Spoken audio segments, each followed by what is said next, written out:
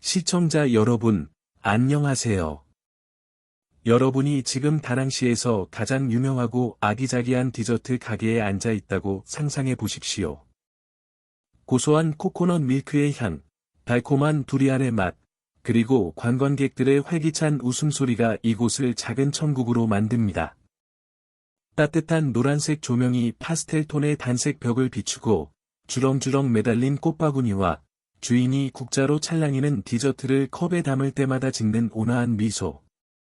이곳은 까뜨엉, 케트투옹, 즉 좋은 행운을 의미하는 이름을 가진 디저트 가게입니다. 하지만 만약 제가 여러분이 앉은 곳에서 불과 몇 미터 떨어진 재료 보관용 냉동고 안에 3주 동안 실종되었던 한 젊은 여성의 얼어붙은 시신이 있다고 말한다면 어떻겠습니까? 사라진 여대생, 그녀를 찾아다니며 눈물 흘리는 가게 주인. 디저트 가게는 매일 손님들로 붐볐고 누구도 시신 냄새를 맡지 못했습니다. 영하 20도의 냉기가 모든 것을 굳게 잠가버려 그 냉동고를 현대적인 관으로 만들어 버렸기 때문입니다. 오직 혀끝의 달콤함, 소셜미디어의 칭찬, 그리고 냉동고 문을 열어 시신 바로 옆에 놓인 두리안 한 봉지나 코코넛 밀크 한 팩을 꺼낼 때마다 짓는 가게 주인의 구름 한 점 없는 미소만이 존재했습니다. 그렇다면 냉동고 속 여성은 누구일까요? 범인은 누구일까요? 그리고 어떻게 사람이 붐비는 곳 한가운데서 범죄가 완벽하게 은폐될 수 있었을까요? 달콤한 디저트 한 그릇이라는 껍질 아래에 숨겨진 진실은 무엇일까요? 2023년 8월 15일 14시 22분, 다낭시 경찰 113총국에 다급한 전화 한 통이 걸려왔습니다. 연결 상태가 불안정한 전화선 너머로 흐느끼는 소리와 거친 숨소리가 들려왔습니다. 전화기 반대편에서는 한 청년이 말을 잇지 못하고 더듬거렸습니다. 살려주세요. 응우의 씨가 까뜨엉 디저트 가게 냉동고 안에 있어요. 쩐흥다오 거리요. 제발요. 쩐흥다오 거리에 있는 까뜨엉 디저트 가게는 현지인뿐만 아니라 모든 관광객에게 친숙한 곳이었습니다. 주인은 쩐TGM, 45세으로 남편과 사별한 후덕한 인상의 여성이었으며 독보적인 아보카도 두리안 디저트 레시피로 유명했습니다. 언급된 피해자는 내아잉 응우엣, 21세으로 경제대학교 마지막 학년 학생이었습니다. 아름답고 재능 있는 그녀는 GM과 사업 파트너였으며 GM은 그녀를 딸처럼 여겼습니다. 응우엣은 22일 전에 실종된 상태였습니다. 경찰과 법의학팀의 특수차량이 사이렌을 울리며 관광거리의 활기찬 분위기를 가르자 거리 전체가 침묵에 잠겼습니다. 보안선이 설치되고 호기심 많은 군중이 점점 더 많이 모여들었습니다. 불과 몇 분 전까지만 해도 웃음소리가 가득했던 작은 디저트 가게를 향해 모두의 걱정스러운 시선이 쏠렸습니다. 가게 안의 공기는 무겁게 가라앉았습니다. 형사과장인 딘반 코아 대령, 높은 이마와 면도날처럼 날카로운 눈빛을 가진 남자가 현장으로 들어섰습니다. 두리안의 진한 향기는 여전히 감돌았지만 이제는 달콤함이 아닌 숨막히고 기이한 불길함을 풍겼습니다. 반짝이는 스테인리스로 된 대형 산업용 냉동고가 집 중앙으로 끌려나와 있었습니다.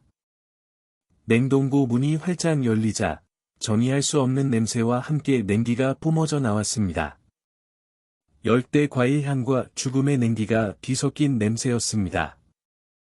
내부에는 상표가 붙은 냉동 두리안 상자와 새하얀 코코넛 밀크 팩들 사이에 태아처럼 몸을 웅크린 형체가 있었습니다. 피해자의 온몸은 비극적인 얼음 조각상처럼 하얀 서리로 뒤덮여 있었고 길고 검은 머리카락은 얼어붙어 딱딱했으며 두 눈은 감겨 있었습니다. 얼굴은 여전히 고왔지만 추위로 파랗게 변해 있었습니다. 그녀는 바로 온 도시가 3주 동안 찾아 헤맸던 내아잉 응우엣이었습니다. 가게 주인 GM은 타일 바닥에 주저앉아 비통하게 울부짖었습니다. 세상에, 응우엣. 어쩌다 이렇게 됐니?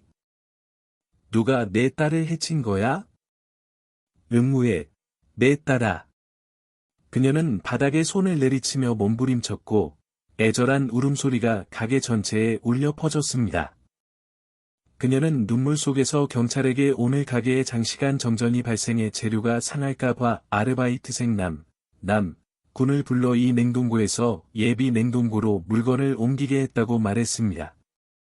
남군은 냉동고 바닥에 있던 두리안 상자를 꺼내려다 이 끔찍한 사실을 처음 발견한 사람이었습니다. 지난 3주 동안 GM은 완벽한 연기를 해왔습니다. 그녀는 소셜미디어에 응우엣을 찾는 글을 올리고 거리 곳곳에 전단지를 붙였으며 아이를 잃은 어머니의 모습으로 경찰에 신고했습니다. 그녀가 입만 열면 사랑하는 딸이라고 부르던 그 소녀를 걱정하며 눈물이 마르도록 울었습니다. 처음에는 강도 살인 사건일 가능성이 제기되었습니다.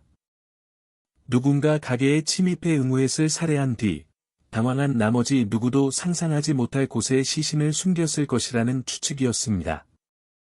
혹은 사업상의 원한을 품은 자가 응우엣과 가게의 명성을 모두 무너뜨리려 했을 가능성도 있었습니다. 하지만 수백 건이 크고 작은 사건을 해결한 경험이 있는 딘반 코아 대령은 무언가 석연치 않음을 느꼈습니다. 그의 시선은 GM에게서 떠나지 않았습니다. 그녀는 울고 있었지만 그 눈에는 진정한 슬픔이 보이지 않았습니다. 그것은 잘 준비된 연극처럼 보였습니다. 그녀가 응우엣의 이름을 부르짖는 방식, 기절하는 모습, 모든 것이 어딘가 과장되고 지나치게 완벽했습니다. 코아 대령은 전국 유능한 수사관인 홍중희에게 GM의 모든 행동을 기록하라고 신호했습니다. GM씨, 코아 대령의 낮은 목소리가 울음을 끊었습니다. 당신이 응우의 씨를 마지막으로 본 사람 맞습니까? GM은 눈물을 줄줄 흘리며 고개를 마구 끄덕였습니다. 네, 맞아요, 형사님들. 그날 밤에 저랑 새 지점 여는 문제로 상의하러 왔어요. 아주 기뻐했죠. 밤 9시쯤에 돌아갔는데. 세상에, 그게 마지막 모습이 될 줄이야. 코아 대령은 눈을 가늘게 떴습니다. 밤 9시가 확실합니까? 네, 확실합니다. 침묵이 흘렀습니다. 코아 대령은 냉동고를 바라본 뒤 다시 GM을 보았습니다. 그의 머릿속에 차가운 질문이 떠올랐습니다. 22일 동안 매일 당신은 이 냉동고를 여러 재료를 꺼냈습니다. 손님들에게 수백 잔의 디저트를 팔았죠. 정말 냉동고 바닥에 시신이 있는 걸 몰랐습니까? GM은 순간 흠칫하더니 다시 더 크게 울기 시작했습니다. 세상에, 제가 어떻게 알았겠어요. 두리안 상자들이 아주 무거워서 겹겹이 쌓여 있었어요. 저는 표면에 있는 코코넛 밀크팩이나 아보카도 상자만 꺼냈다고요. 누가 상상이나 했겠어요. 누가 그렇게 잔인할 수가. 연극은 계속되었지만 그 장막에는 이미 첫 번째 균열이 보이기 시작했습니다. 공식적인 수사가 시작되었습니다. 그것은 마치 진실과 거짓이 뒤섞인 거울로 가득 찬 어두운 방을 더듬는 것과 같았습니다. 수사팀은 여러 갈래로 나뉘어 각기 다른 가설을 추적했습니다. 젊고 열정적인 홍중희는 즉시 가장 가능성 있는 수사 방향인 피해자의 연인 관계에 집중했습니다. 뇌 아잉 응우의 세계는 자유로운 영혼의 사진작가인 전 호황밍, 23세이라는 남자친구가 있었습니다. 최근 그들의 관계에는 균열의 조짐이 보였습니다. 응우엣의 친구들은 밍이 질투심이 많다고 말했습니다. 그는 응우엣이 너무 유명해지고 소셜미디어에서 많은 추종자를 거느리는 것을 좋아하지 않았습니다. 경찰서에서의 첫 조사에서 밍은 상당히 비협조적인 태도를 보였습니다. 그는 불안하고 초조해 보였습니다. 7월 24일 밤, 어디에 있었습니까? 홍중희가 단도직입적으로 물었습니다. 밍은 머뭇거렸습니다. 집에서 고객 사진 편집하고 있었습니다. 증인이 있습니까? 아니요, 혼자 삽니다. 밍의 태도는 홍의 의심을 더욱 키웠습니다. 끈질긴 추궁 끝에 밍은 마침내 그날 밤 응우액과 전화로 심하게 다퉜다고 인정했습니다. 그녀는 너무 야심찼어요. 돈, 명성, 그 디저트 가게밖에 몰랐다고요. 제가 야망이 없고 자기를 따라오지 못한다고 말했어요. 밍은 붉어진 눈으로 거의 소리치듯 말했습니다. 질투와 자존심. 명확한 동기였습니다. 홍은 자신이 올바른 방향을 찾았다고 확신했습니다. 그는 코아 대령에게 전 호황밍에 대해 더 깊이 있는 수사 기법을 적용할 것을 제안했지만 코아 대령은 조용히 듣기만 할 뿐 손가락으로 책상을 가볍게 두드렸습니다. 그는 밍의 이야기에서 분노와 깨진 사랑의 고통은 느껴지지만 살인자의 교활함은 보이지 않는다고 느꼈습니다. 계속 감시하되 그에게 모든 자원을 쏟아붓지는 말게 코아 대령이 지시했습니다. 나는 더 넓은 그림을 보고 싶네. 내 아잉 응우엣은 단순한 학생이 아니었습니다. 그녀는 다낭 음식계의 작은 유명인사, KOL였습니다. 까뜨엉의 아보카도 두리안 디저트 레시피를 개발하고 소셜미디어 플랫폼에 홍보하여 GM의 작은 길거리 가게를 유명 브랜드로 만든 사람이 바로 응우엣이었습니다. 하지만 그 화려한 후광 뒤에는 다른 이야기가 있었습니다. 권남에 있는 응우엣의 가족은 부유하지 않았습니다. 농사를 짓는 그녀의 부모는 딸이 졸업 후 안정적인 사무직을 갖길 바라며 모든 돈을 학비에 쏟아부었습니다. 그들은 응우엣이 모든 시간과 열정을 디저트 가게에 쏟는 것을 지지하지 않았습니다. 그 애는 제 말을 듣지 않았어요. 응우엣의 아버지 레반던 씨가 쉰 목소리로 수사관들에게 말했습니다.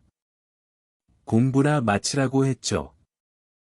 그 가게는 남의 것이고 우린 그냥 고용인일 뿐이라고요. 하지만 듣지 않았어요. GM 아주머니가 자기를 친딸처럼 아껴주고 이게 자기 사업이라고 하더군요.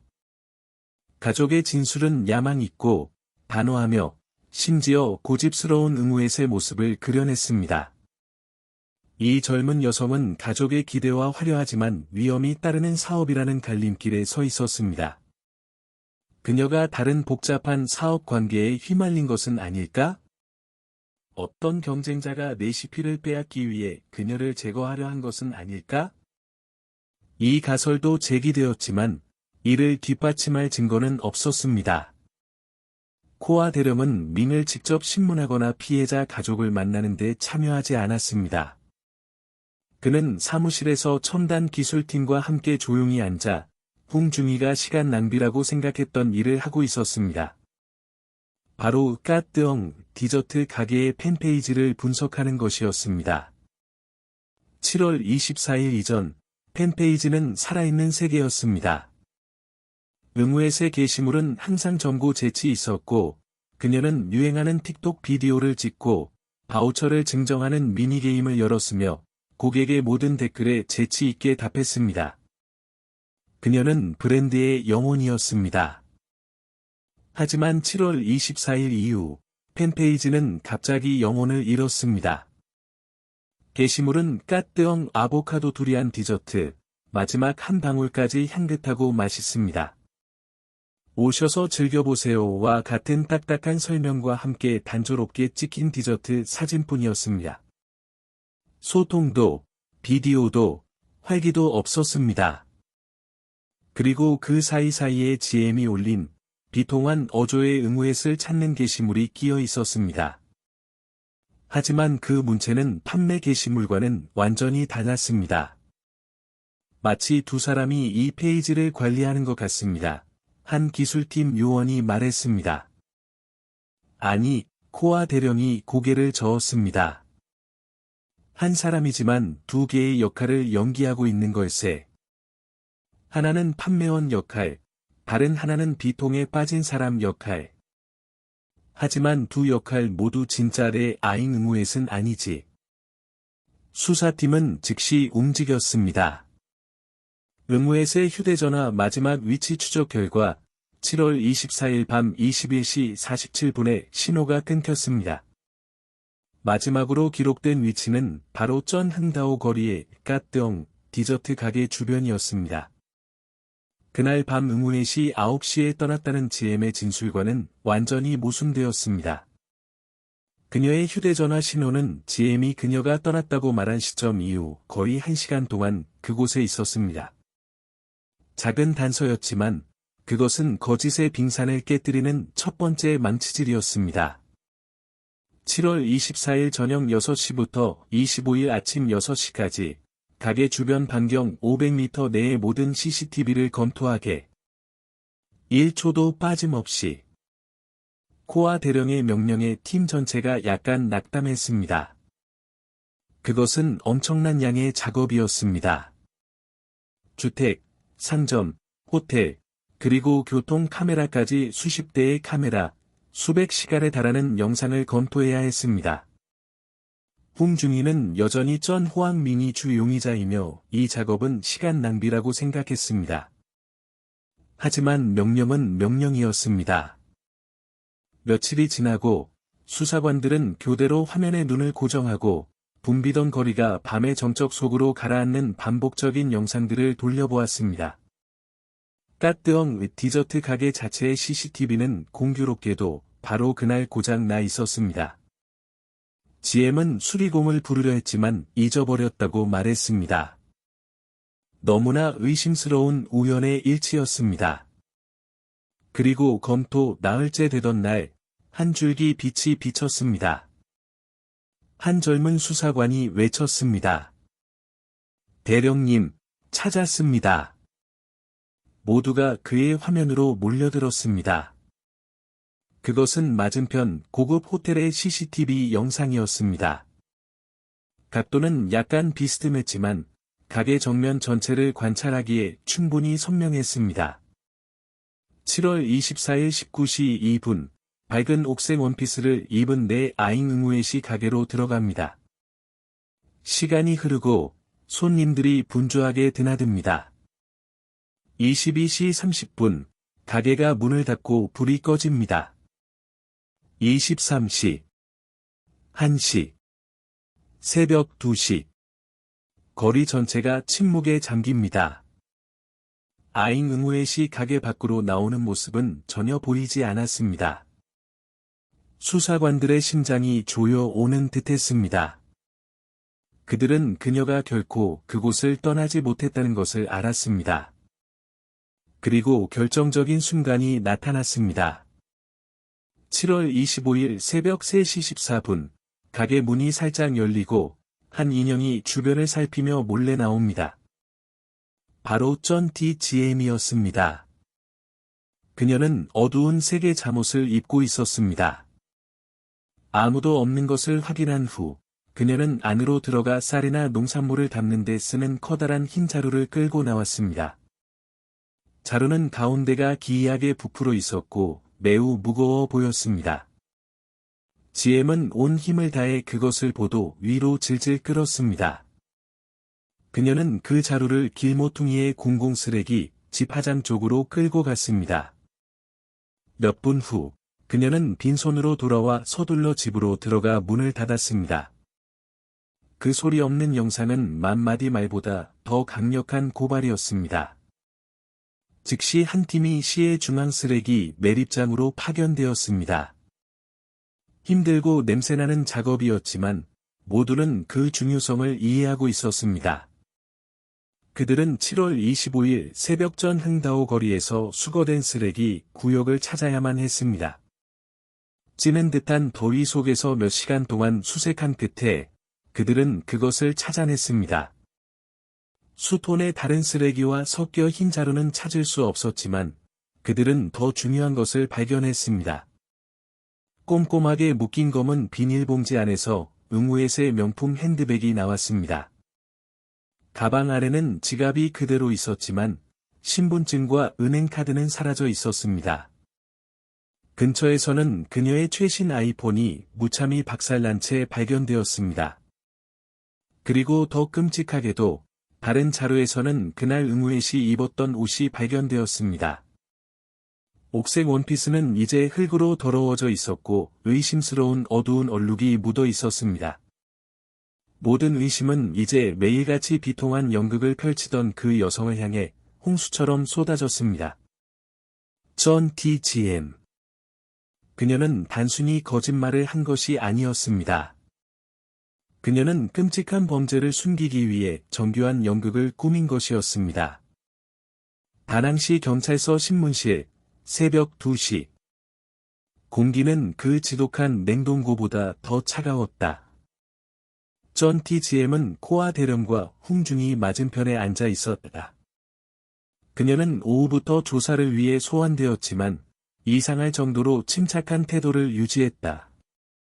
그녀는 여전히 억울함을 호소하며 충격받고 억울한 피해자 역할을 연기했다. 전 아무것도 몰라요.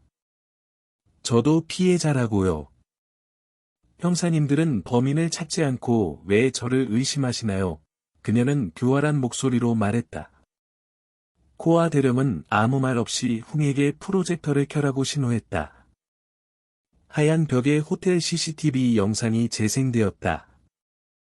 새벽 3시에 자루를 질질 끄는 GM의 모습이 선명하게 나타났다.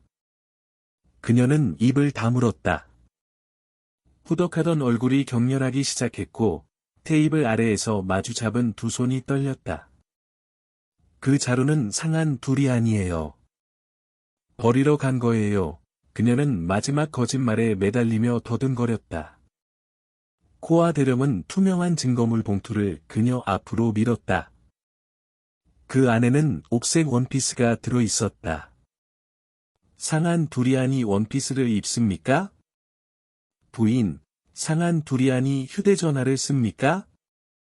숨막히는 침묵이 흘렀고 거짓의 벽은 마침내 무너져 내렸다. 하지만 코아 대령은 그녀가 고개를 숙이고 죄를 인정하게 하려면 결정적인 한 방이 필요하다는 것을 알았다. 그는 영수증 한 장을 꺼냈다. 7월 24일 밤, 당신은 깜내군에 있는 농약 화학물질 가게에 들렀습니다. 가축용 강력 수면제 한 통과 맹독성 살충제 한 병을 샀군요. 여기 영수증이 있고, 당신의 서명도 여기 있습니다. 이 물건들을 왜 샀습니까, GMC? 디저트 맛을 더 진하게 하려고 양념이라도 하려고요?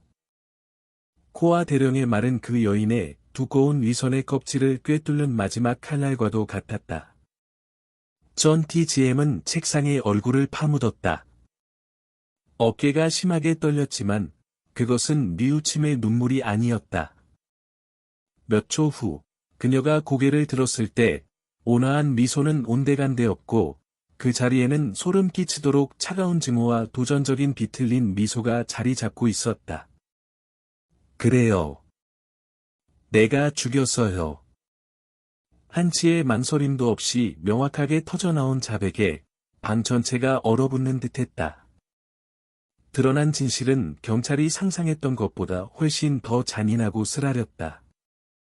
까뜨엉 디저트 가게는 남편을 잃은 후 맨손으로 일군 GM의 평생의 노력이었지만 가게가 진정으로 번창한 것은 응우의 덕분이었다. 똑똑하고 민첩한 응우엣은 100만 달러짜리 레시피를 만들어 가게를 그저 생계를 유지하는 곳에서 황금알을 낳는 거위로 만들었다. 하지만 젊은 그녀에게도 자신만의 야망이 있었다.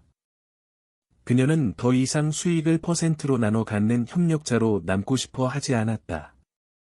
응우엣은 GM에게 수익과 브랜드 지분의 50%를 요구했고, 그렇지 않으면 레시피를 가지고 나가 응우의 디저트라는 이름으로 자신의 가게를 열 것이며 까뜨엉보다 훨씬 더 유명해질 것이라고 확신했다.